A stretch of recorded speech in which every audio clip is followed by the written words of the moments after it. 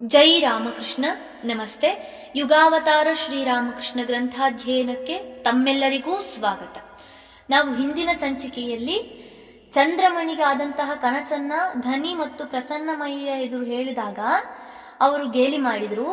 ಆಗ ಅವಳಂದುಕೊಂಡಳು, ಓ ಸರಿ ಸರಿ, ನಿಜಕ್ಕೂ ಅದೊಂದು ಕನಸೇ ಇರಬೇಕು. ಛೆ, ಇನ್ನು ಮೇಲೆ ಇಂಥದನ್ನು ಯಾರ ಹತ್ತಿರವೂ ಹೇಳಬಾರದು. ನೀವು ಹಿಂದಿರುಗಿ ಬಂದ ಮೇಲೆ ನಿಮ್ಮ ಹತ್ತಿರ ಮಾತ್ರ ಹೇಳಬೇಕು ಅಂತ. ಇನ್ನೊಮ್ಮೆ ಏನಾಯಿತು ಗೊತ್ತೇ? ನಾನು ಆ ಶಿವ ದೇವಾಲಯದ ಮುಂದೆ ಧನಿಯೊಡನೆ ಮಾತನಾಡುತ್ತಾ ನಿಂತಿದ್ದೆ. ಆಗ ಇದ್ದಕ್ಕಿದ್ದಂತೆ ಶಿವಲಿಂಗದಿಂದ ಮಹಾಜ್ಯೋತಿಯೊಂದು ಉದಯಿಸಿದ್ದನ್ನು ಕಂಡೆ. ಆ ಜ್ಯೋತಿ ದೇವಾಲಯವನ್ನೆಲ್ಲ ತುಂಬಿ ಅಲೆ ಅಲೆಯಾಗಿ ಹರಿಯುತ್ತಾ ನನ್ನ ಕಡೆಗೇ ಬಂದಿತು. ಇದೇನಪ್ಪ ಇದು ಎಂದು ನನಗೆ ಆಶ್ಚರ್ಯವಾಯಿತು. ಈ ವಿಷಯವನ್ನು ಧನಿಗೆ ಹೇಳೋಣವೆಂದುಕೊಳ್ಳುವಷ್ಟರಲ್ಲಿ ಆ ಜ್ಯೋತಿ ನನ್ನನ್ನೇ ಆವರಿಸಿ ನನ್ನೊಳಗೆ ಹೊಕ್ಕಿಬಿಟ್ಟಿತು. ಭಯಾಶ್ಚರ್ಯಗಳಿಂದ ವಿಹ್ವಳರಾಗಿ ನಾನು ಮೂರ್ಛೆ ತಪ್ಪಿ ಬಿದ್ದುಬಿಟ್ಟೆ. ಧನಿ ಬಂದು ನೋಡಿ ಶೈತ್ಯೋಪಚಾರ ಮಾಡಿದ ಮೇಲಷ್ಟೇ ಚೇತರಿಸಿಕೊಂಡದ್ದೆ. ಬಳಿಕ ಅವಳಿಗೆ ನಡೆದುದನ್ನೆಲ್ಲ ಹೇಳಿದೆ.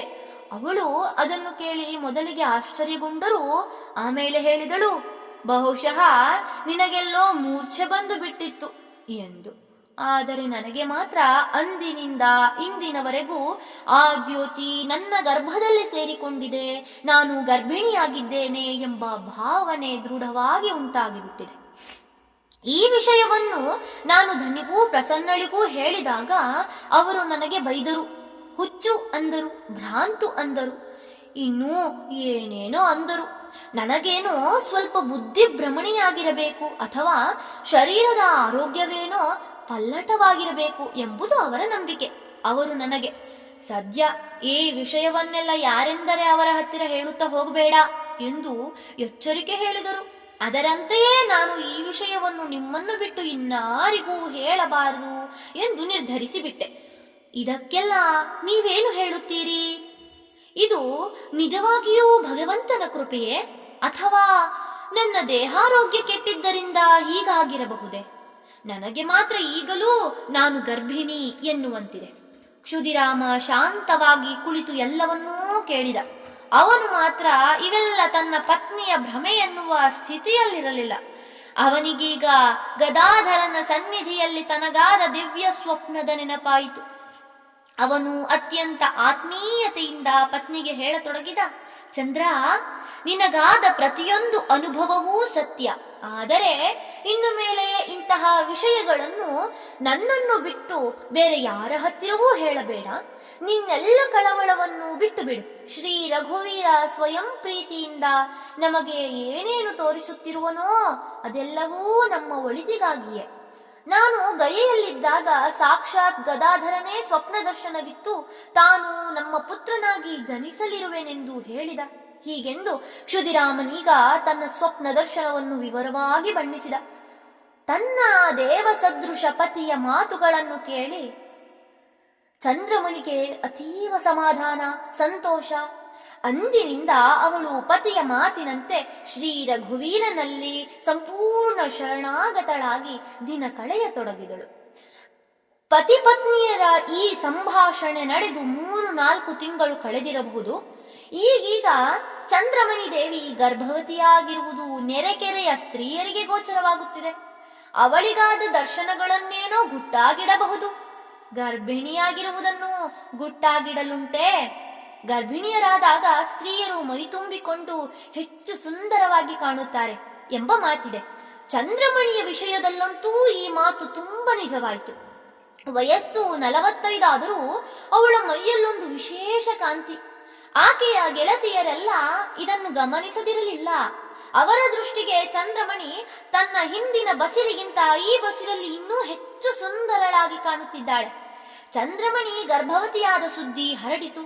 ಹಳ್ಳಿಯ ಮಹಿಳೆಯರೆಲ್ಲ ಗುಂಪು ಗುಂಪಾಗಿ ಬಂದು ನೋಡಿಕೊಂಡು ಹೋದರು.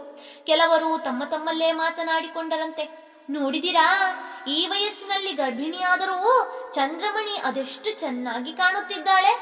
ಆದರೆ ಪ್ರಸವದ ವೇಳೆ ಪ್ರಾಣಾಪಾಯ ಸಂಭವಿಸಿದರೂ ಆಶ್ಚರ್ಯವಿಲ್ಲ ಎಂದು ಇನ್ನು ಕೆಲವರಿಗನ್ನಿಸಿತು. ಗರ್ಭಿಣಿಯಾದಂದಿನಿಂದಲೂ ದಿನ ಬೆಳಗಾದರೆ ಚಂದ್ರಮಣಿಗಾಗುತ್ತಿದ್ದ ದರ್ಶನಗಳು, ಅನುಭವಗಳು ಅಸಂಖ್ಯ.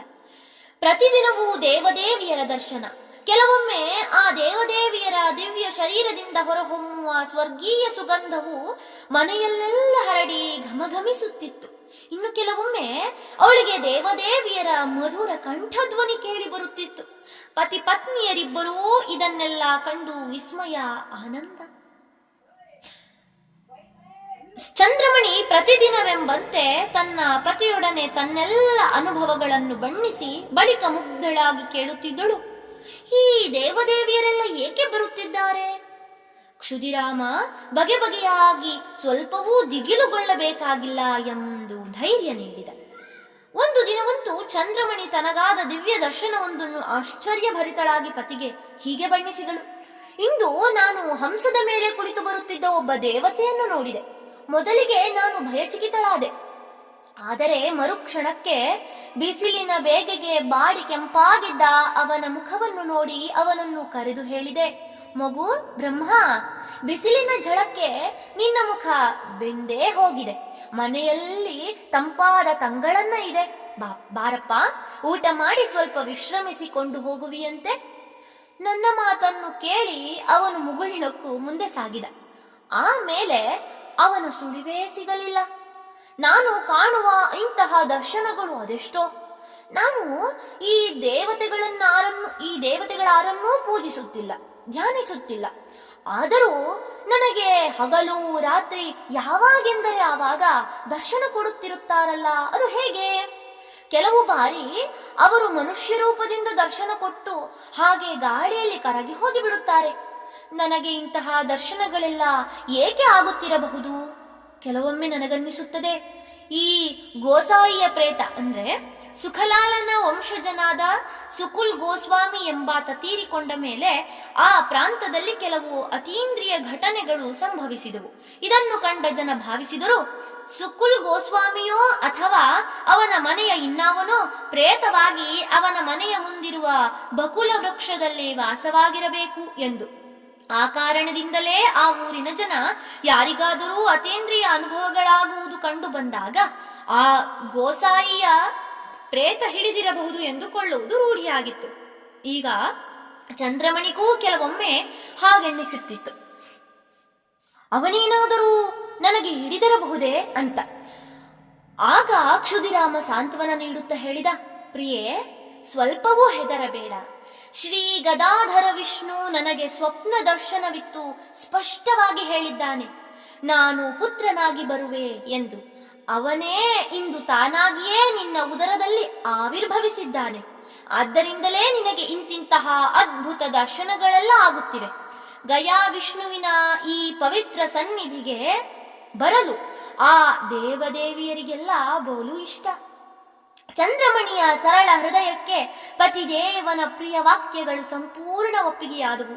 ಅವಳ ಭಕ್ತಿ ದ್ವಿಗುಣಿತವಾಯಿತು, ನವಶಕ್ತಿ ಸಂಚರಿಸಿತು, ಕಾತರ ಕಳವಳವೆಲ್ಲ ದೂರ ಸರಿಯಿತು.